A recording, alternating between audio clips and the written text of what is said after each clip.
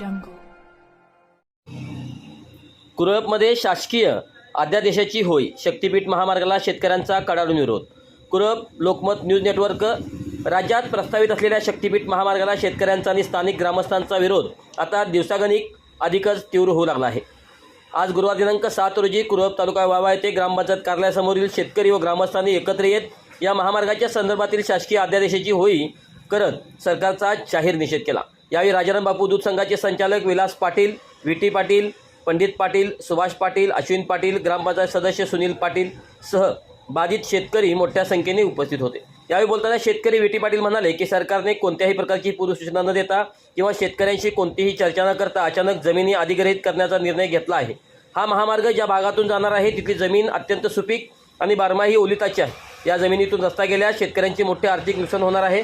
लाडक्या बहिणींनी आणि शेतकऱ्यांनी मतदान करून सरकारला स्पष्ट बहुमत दिले. त्याचा असा गैरफायदा घेऊ नका. सर्व लोकप्रतिनिधी आपली भूमिका स्पष्ट करावी, अन्यथा जनता त्यांना धडा शिकवेल. सरकारची ताकद मोठी आहे, त्यांनी डोंगरदऱ्यातून मार्ग काढावा, पण आमच्या सुपीक जमिनी घेऊ नयेत. ही जमीन आमची आई आहे आणि आम्ही ही कोणत्याही परिस्थितीत सोडणार नाही, असा इशारा देखील पाटलांनी दिला.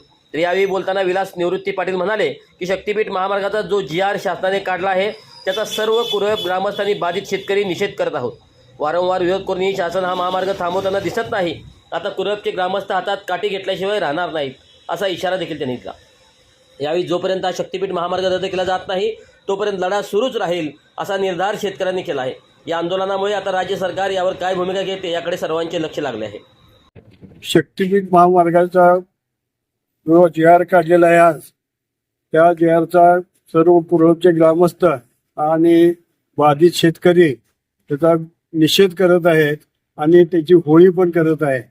खरं म्हणजे बऱ्याच वेळेला प्रयत्न करून सुद्धा शक्तीपीठ महामार्ग अजून काही थांबलेला नाही आणि हा थांबवण्यासाठी कुरळपचे सर्व ग्रामस्थ हातात काठी घेऊन आता उभा राहिल्याशिवाय राहणार नाहीत. कशा पद्धतीनं हा थांबवायचा या सर्व चर्चा गाव लेवलला झालेल्या आहेत आणि कुरळपचे ग्रामस्थ सर्व मिळून या शक्तीपीठाला विरोध करत आहेत. शक्तीपीठ महामार्गासाठी जमिनी अधिग्रहण करण्याचे जे GR काढलेला आहे तो कुठलीही चर्चा न करता खरं लोकांच्यात प्रबोधन करायला पाहिजे होतं. हा मार्ग कशासाठी आहे, ह्याचं फायदं काय, तोटं काय, गावोगावी चर्चा करायला पाहिजे होती.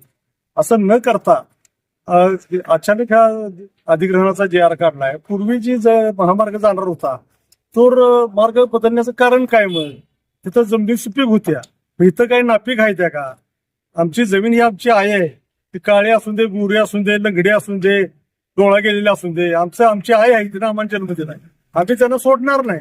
असं असताना मला भाऊ असं आश्चर्य वाटतंय की पूर्वी जरा त्रिशंकी सरकार व्हायचं ते बरं होतं. जरा ते चांगलं काम चालवावं, चांगल्या कामात व्यत्यय येऊ नये ह्यासाठी लोकांनी भरभरून मतं देऊन स्पष्ट बहुमताचं सरकार आलं आणि स्पष्ट बहुमताच्या जोरावर की जो अन्यायकारक महामार्ग कसल्याही शेतकऱ्यासाठी चर्चा न करता जो लादण्याचा प्रयत्न चालू आहे फार चुकीचा आहे.